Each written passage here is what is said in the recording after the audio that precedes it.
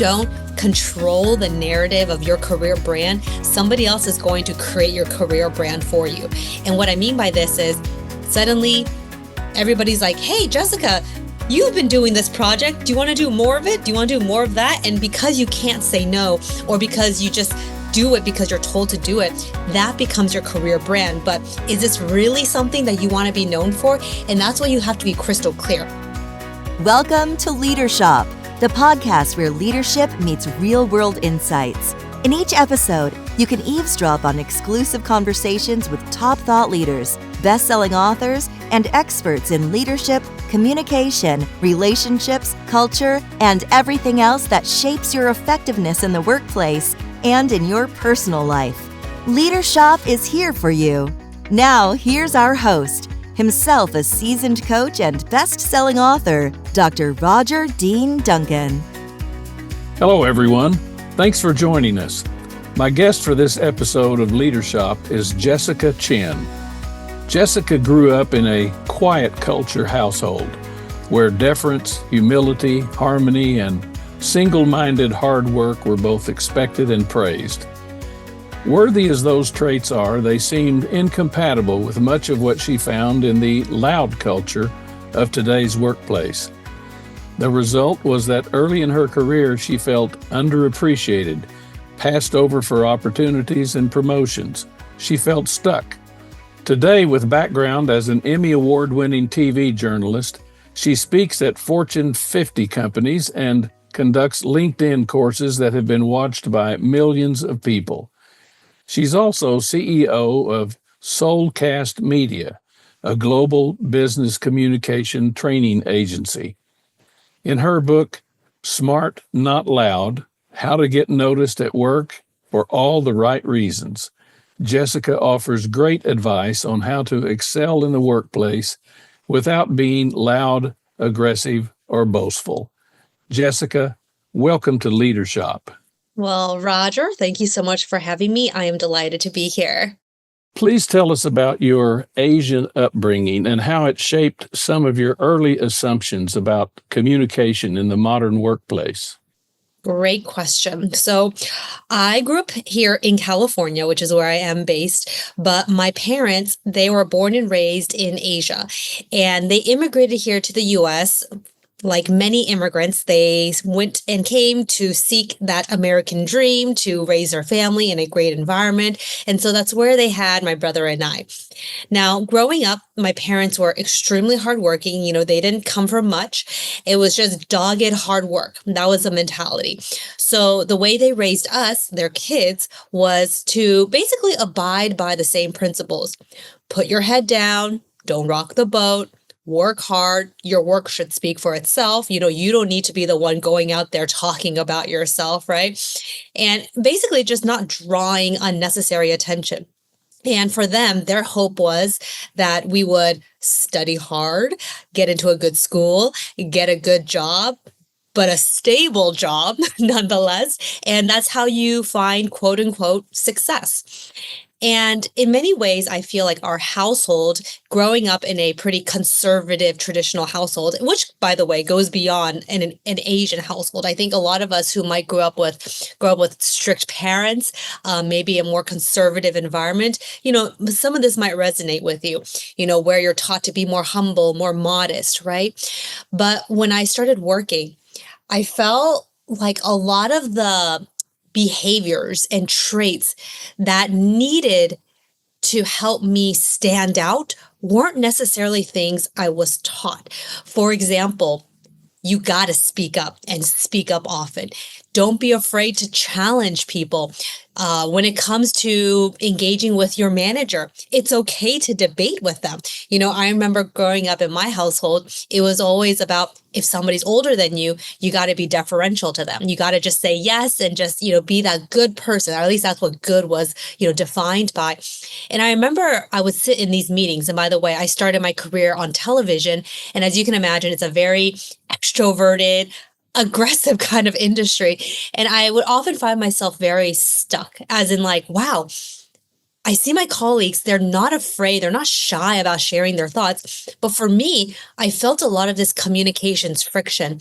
And I realized it was because I was taking a lot of these principles I was taught about just putting your head down, focusing on the work, not speaking too much.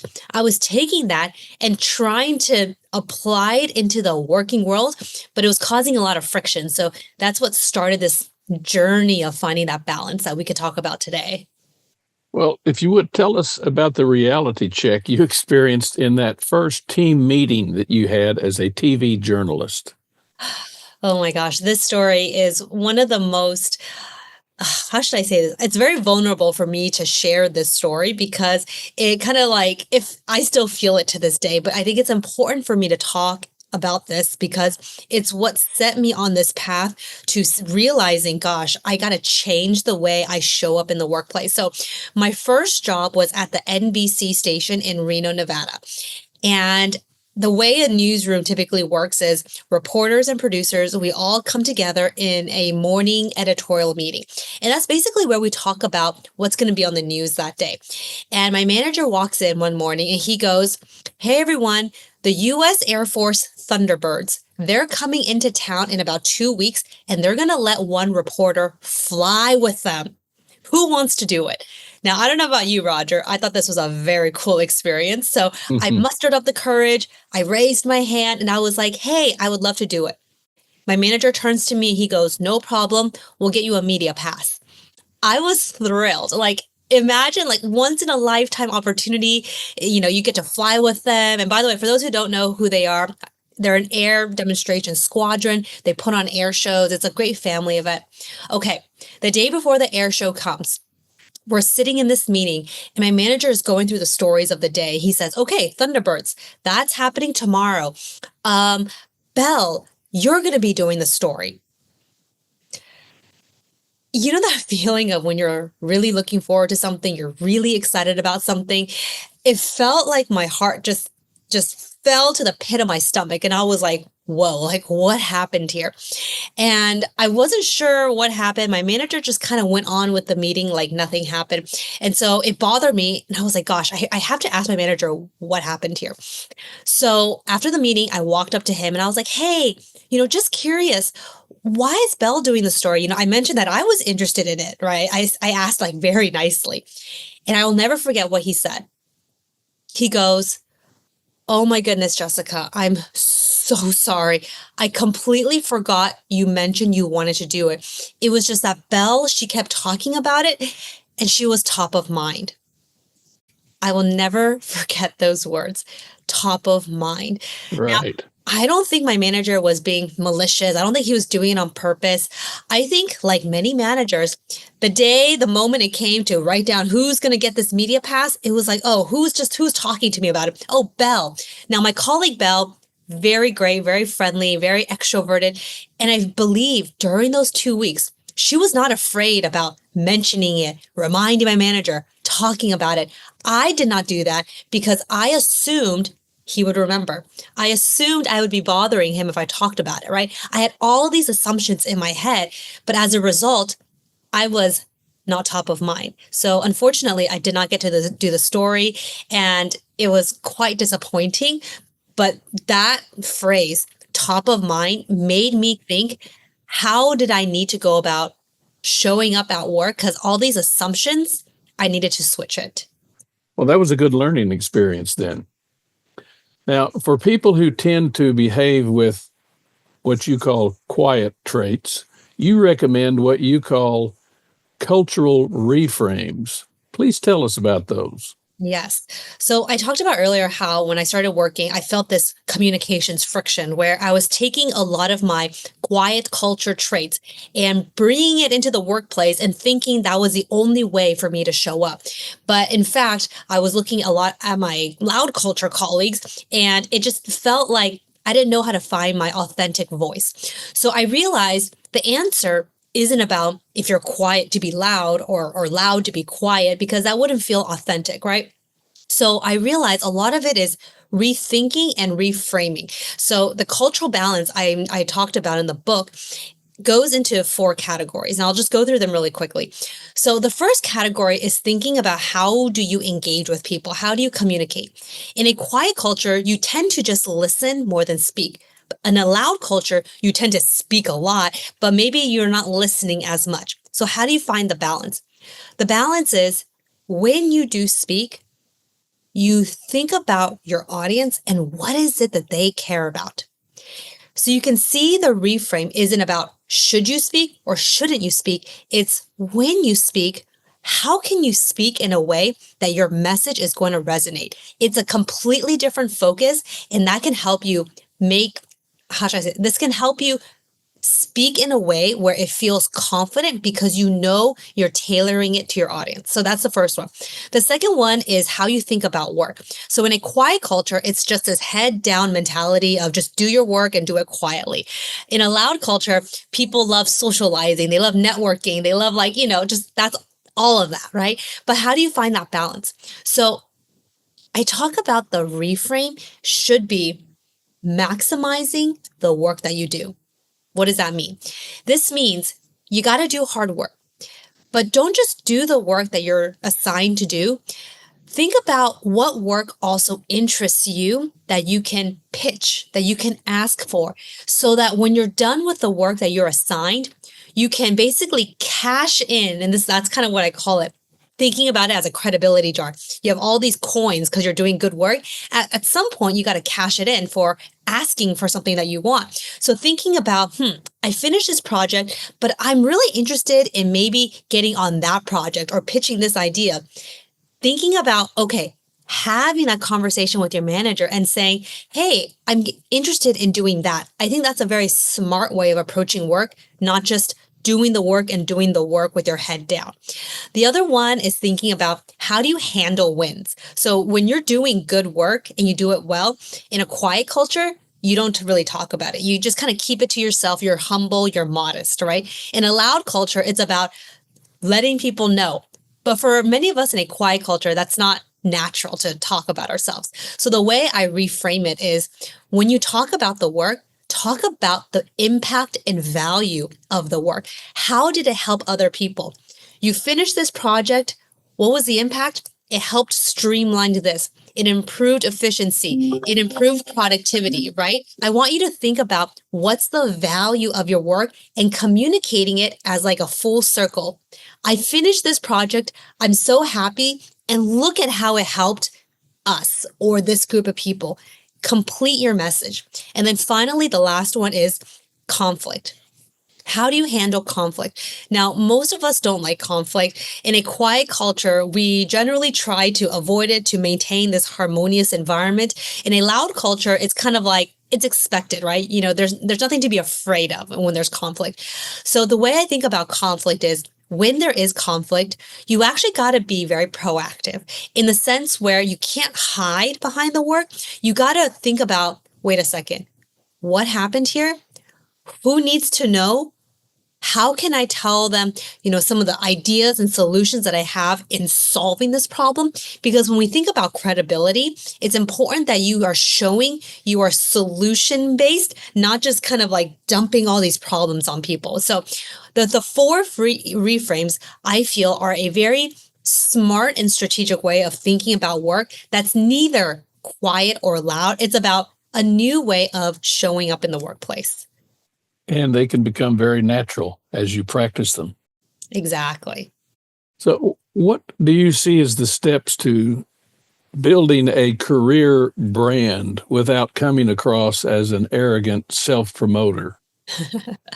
I believe everybody needs to think about what's their career brand. Now, if you're wondering what's a career brand, a lot of people are like, oh, it's kind of like personal brand. It is kind of like personal brand, but I'd like to think about it in the context of the professional world, where when somebody hears your name, Roger, Jessica, Sam, Susan, right? What are the words they think of? And this is what I always say. If you don't control the narrative of your career brand, somebody else is going to create your career brand for you. And what I mean by this is suddenly everybody's like, hey, Jessica, you've been doing this project. Do you want to do more of it? Do you want to do more of that? And because you can't say no, or because you just do it because you're told to do it, that becomes your career brand. But is this really something that you want to be known for? And that's why you have to be crystal clear. I actually have this whole framework and exercise where I walk people through creating a career brand. But at a high level, I just want people to know your career brand is something that you're good at. It's also something that you enjoy. Together, that is your differentiating factor, something you're good at and something you enjoy doing. So when you think about this right now, what is something that you kind of enjoy doing at work and you realize you're pretty good at it? That's unique to you. And that in many ways is what makes you unique because nobody else has that. That's your talent. So once you've kind of established that, is thinking about doubling down on it, finding more opportunities to showcase that because you like doing it. So you wouldn't mind being known for it, essentially, right? So here's the thing. You can have many of these. It's not just like one thing, but the idea is once you've identified what it is that you're happy to be known for, it's then finding opportunities, projects, deals to be on so that you can make sure people keep it top of mind. The key here is consistency and just making sure that people, when they hear your name, they associate you with this expertise or this project. And I think it requires you to be very intentional about it.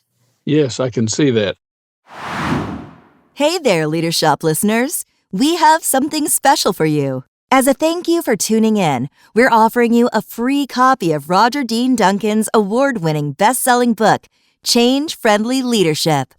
In this book, you'll discover a proven framework for leading change that people will actually buy into, without all the stress and resistance that often stand in the way. You'll also learn powerful strategies to improve relationships both at work and at home, creating a healthier, more productive environment for everyone. To claim your free copy, just head over to changefriendly.com. Don't miss out on this opportunity to transform your good intentions into great performance. Again, grab your free copy of this best-selling book at changefriendly.com.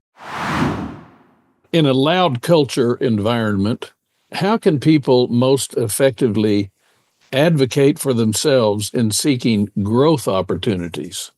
That's probably an extension of what you said about your personal brand, your career brand. Yes, I love talking about how to advocate for yourself because I think for many of us, we know it's important to do, but for some reason we might not do it or we might feel quite uncomfortable putting ourselves out there.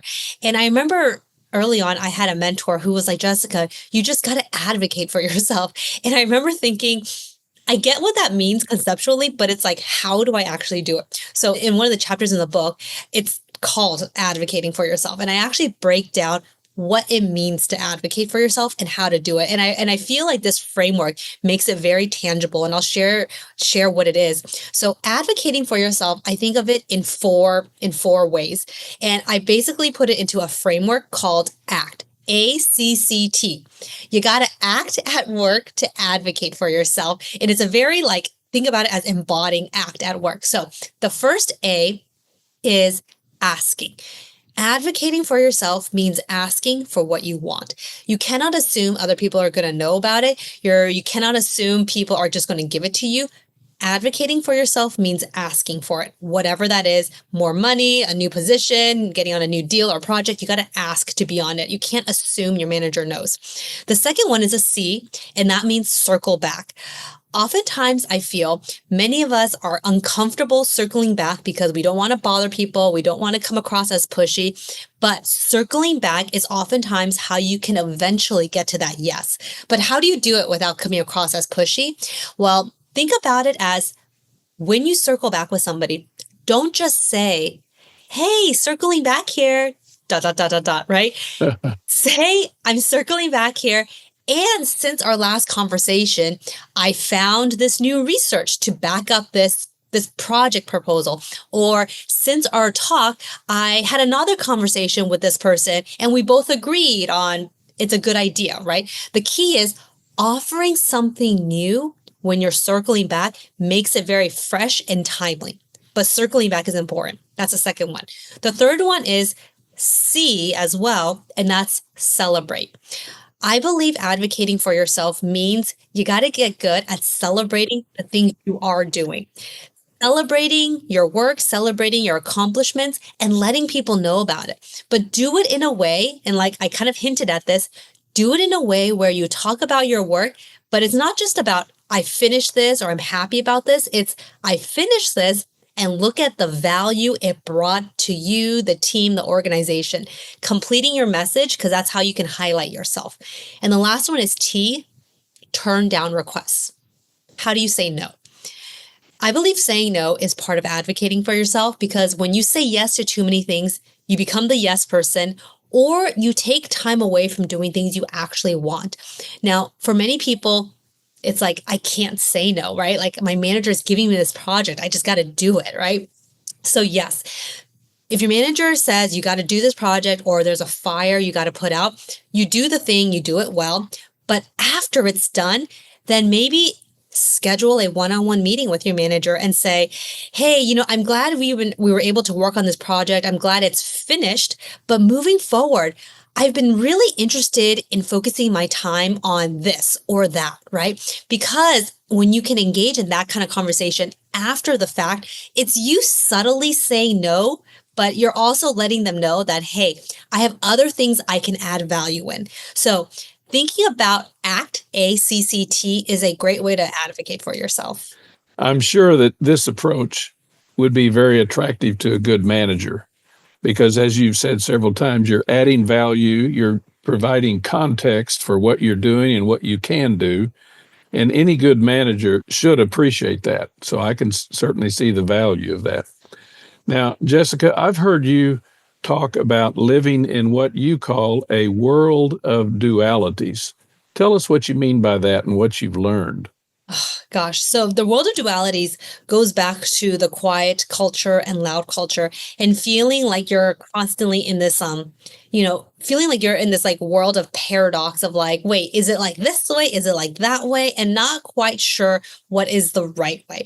And the right, that word, right, is unique to all of us, right? And in the book, I just offer kind of like a new way of thinking about showing up in the workplace if right now you might feel stuck. You might feel stuck because your manager is expecting this one thing, but you feel like it's not in your nature to behave this way, for example, right? And it's kind of like, how do you kind of navigate the workplace when it feels difficult? And it feels difficult because at the end of the day, work is about a melding of different personalities. It's a melding of people bring in their own cultural upbringing, bring their own influences into the workplace, right? So in the book, I talk about, of course, all those reframes, which we mentioned earlier. I talk about advocating for yourself. We touched upon the career brand, which is, I think, incredibly important to do. But I think at the end of the day, to show up in the workplace where you feel like you're getting noticed for the right reasons, people value you, you feel supported. I do think a lot of it comes down to communications. I do think it's your ability to communicate what you want. It's your ability to communicate things you don't want, right? So in part 3 of the book, which is 3 chapters, all about communications. What can you say? How do you speak up in the workplace?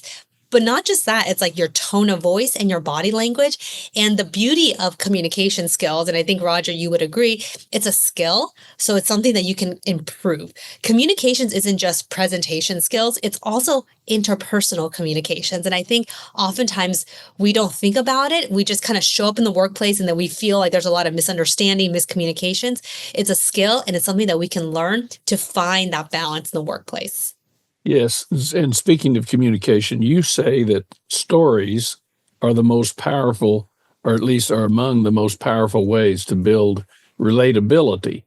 And this solidifies credibility. Give us a couple of examples of how that works. Oh my gosh. So stories are one of the most powerful ways to motivate people, to influence people, to get them into action.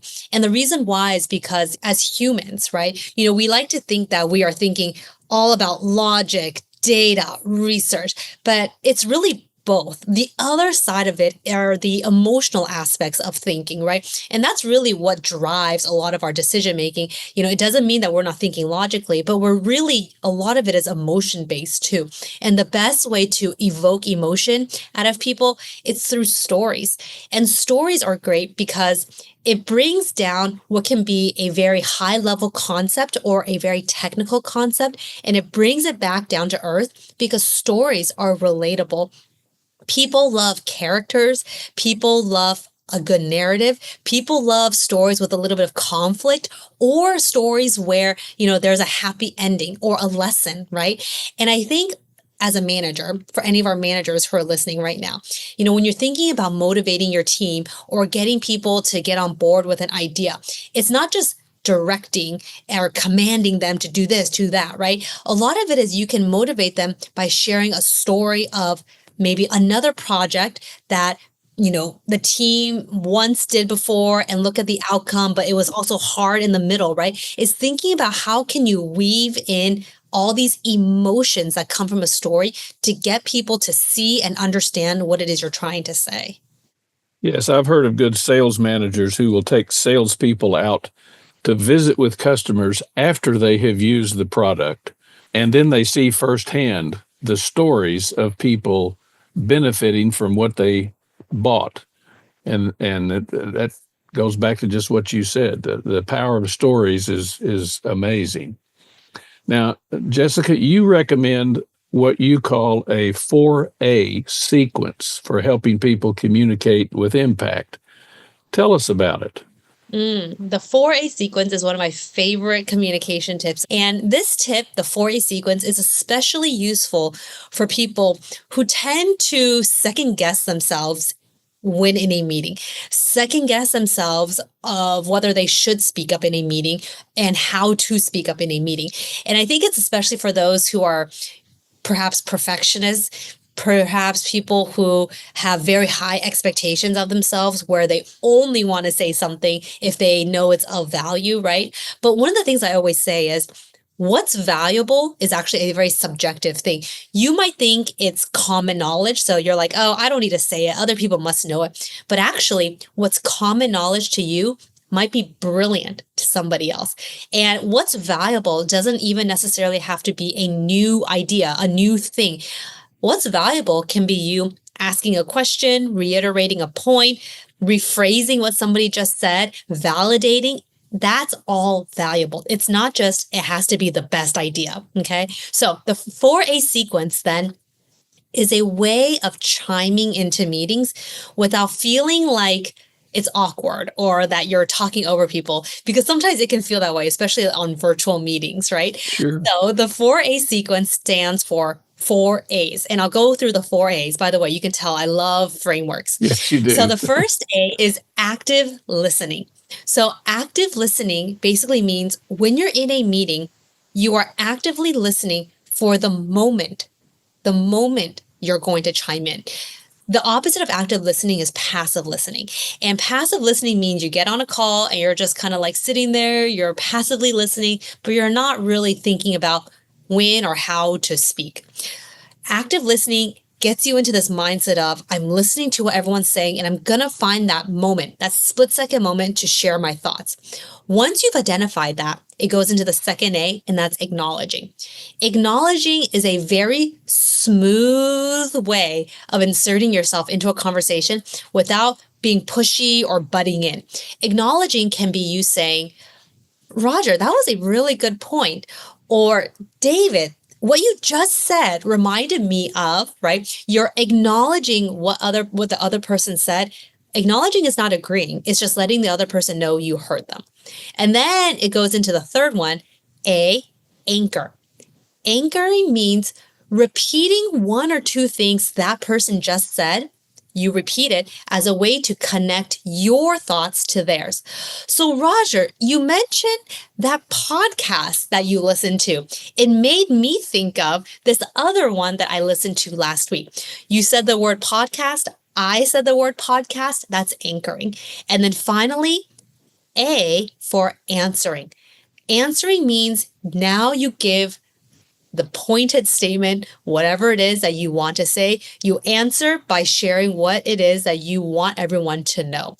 The 4A sequence is a very smooth way of inserting yourself into a conversation: active listening, acknowledging, anchoring, and then answering.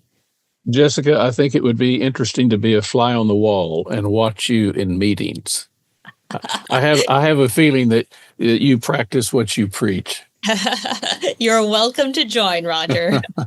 Well, speaking of meetings, for people whose natural behaviors tend toward a quiet culture style, what's your advice for making the most of Zoom and other platforms for virtual meetings and presentations?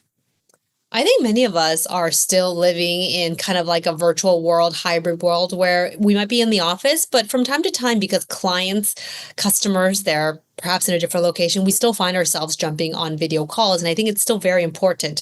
So, one of the things I have to say is I get how in virtual meetings, it is very hard sometimes to chime in, to speak up, especially if there's multiple people there. And it's kind of like it's hard to gauge when the right time is. Now, for my quiet culture people, it is especially hard because you're so considerate of the environment and wanting to make sure that you're not making people feel uncomfortable.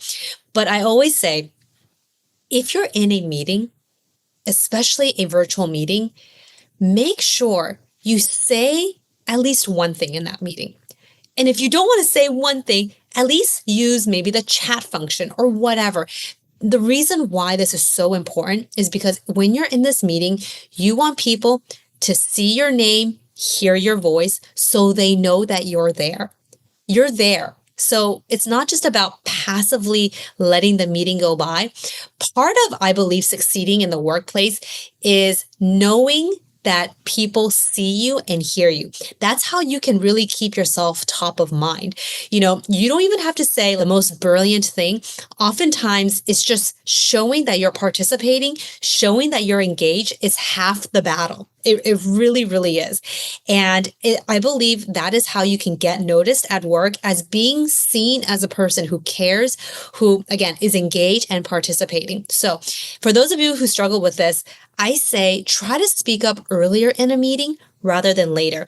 If you speak up earlier, you can just kind of like get it out of the way. A lot of times for maybe if you're more introverted, you might convince yourself not to say anything. So you want to try to nip that in the bud. And what's also helpful is writing down maybe 1 or 2 points on your notepad during the meeting of like, this is what I want to say. Sometimes just writing a few bullet points can help you shape the messaging that you want to share. But the idea is if you struggle or you sometimes, hold yourself back from speaking up, the thing is doing it early is actually much easier than doing it later. Well, and I can see how the 4A sequence could be used multiple times in a meeting. If you really want to engage with other people and help them add their greatest value.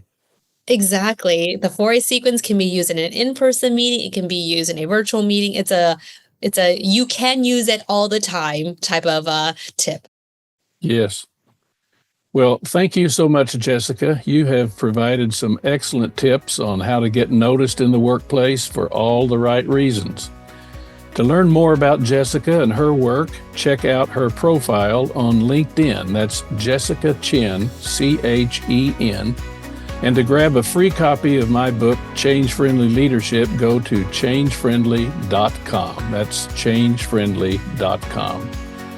In other episodes of Leadership, I share my exclusive conversations with many more top thought leaders who offer smart tips to boost your effectiveness in both your professional and personal life.